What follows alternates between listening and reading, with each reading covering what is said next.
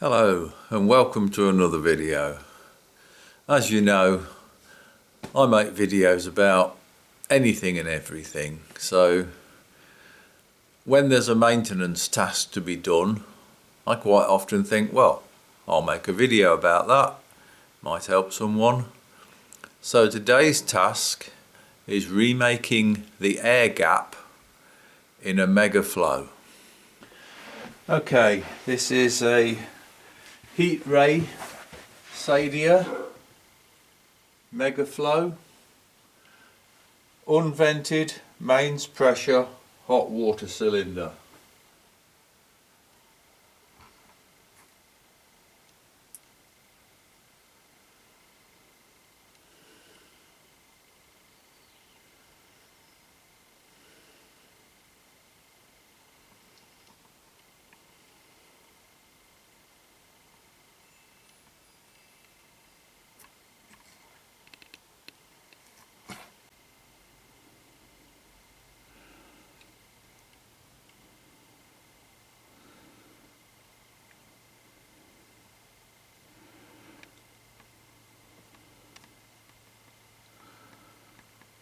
Every year or so, it's a good idea to remake the air gap. Now the way this works is that there's an air gap and air is compressible, but if that air gap goes away and gets filled with water, water is not compressible, and if that happens, then the water will drip there. It isn't dripping, but it's been a while, so it's good practice to keep that air gap right. So this Megaflo gives really brilliant pressure on the hot water system for showers or anything. It's really good. So we have the mains water coming in at the bottom. There's an immersion heater here, but it never gets used. So cold water goes in there and hot water comes out of the top there and goes into the hot water system. Down here is the flow from the boiler, what they call the primary flow from the boiler, and then here is the primary return to the boiler. There's a thermostat here and an electric valve and an air pressure bleed there and some kind of pressure regulator here and a filter, and that's a suppressor. So what we need to do, I'll better show you the boiler first. This is the central heating and hot water boiler. It's a Valent.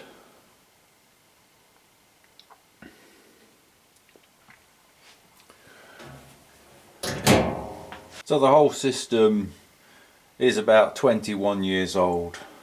It's quite good to turn the boiler off and then go and have a shower or something and use the hot water, so you're not going to waste too much of it.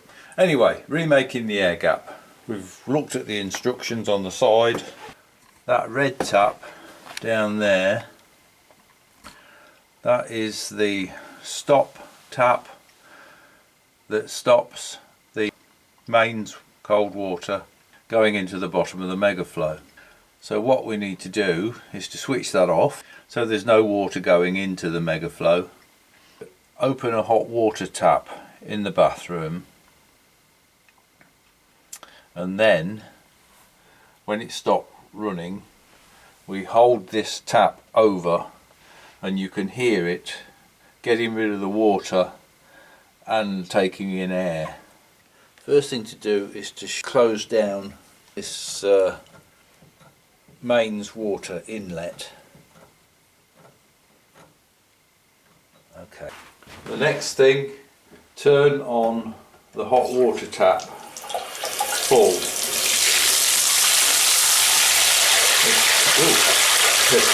You see what sort of pressure we get, and that's with the mains turned off.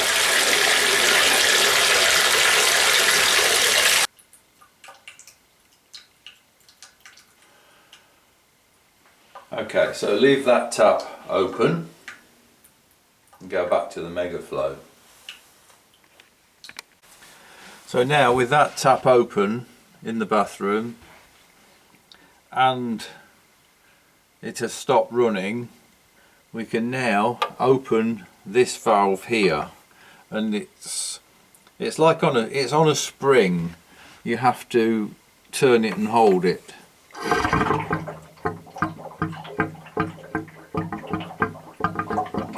So you can hear the water going into the bathroom, so it's ejecting the water out of the airspace, and the glugging is taking in more air.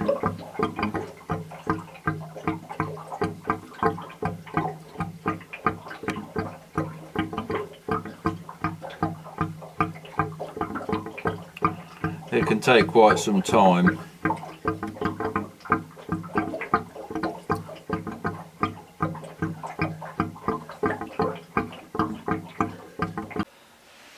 So this is what happens at the bathroom tap, hot water tap end. I'll turn the valve on the Megaflo again.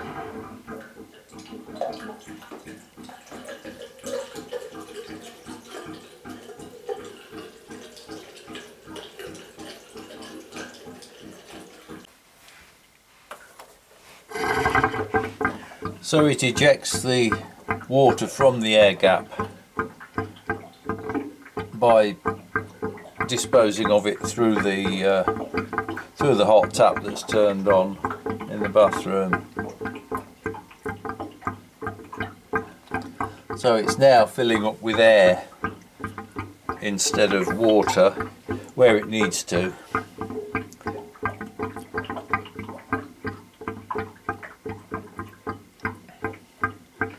So I thought this video would be useful for anyone who's not sure of how it works and finding that they've got water dripping through that emergency outlet there, or maybe they find that their shower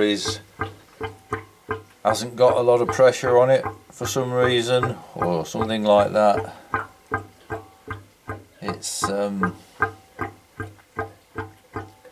This is how to fix it anyway. Assuming there's nothing else wrong, of course. But this is just a normal part of having a Megaflo. Do this about once a year, or if necessary. Don't mess with anything you don't understand.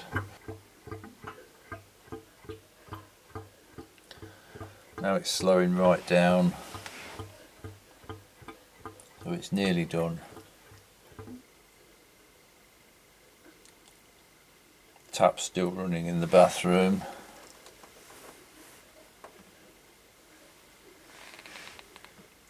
But it's not making the glugging noise now.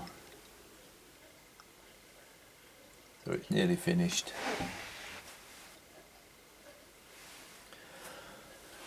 Ooh, still not finished.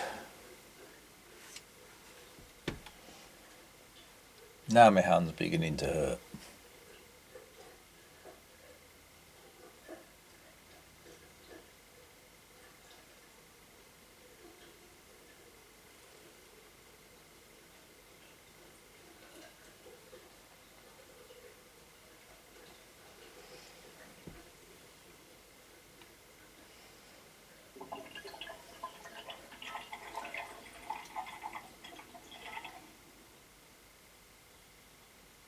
That's it.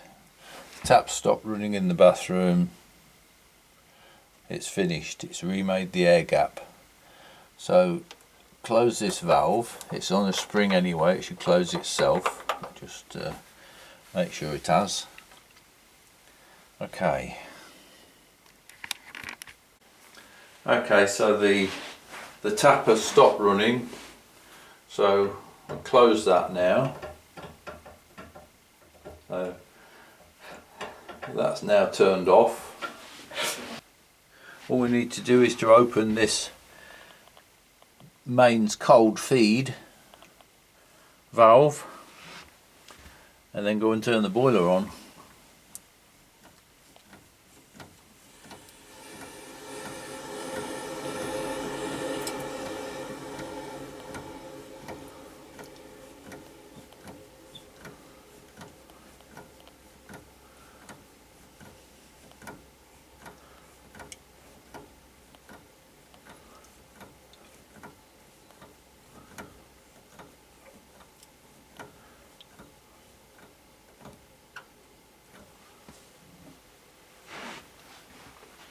And that's it.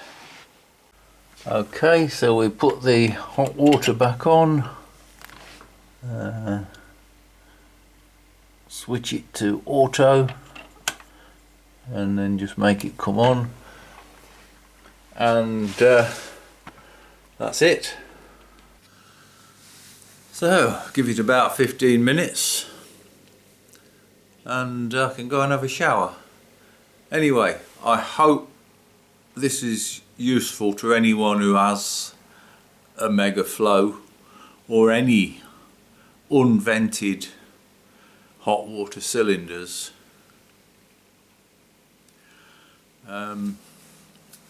It can save you the cost of a plumber, but if you're unsure, get a plumber. Don't do anything that you're not sure of. Yeah, anyway. That's it, finished. Bye.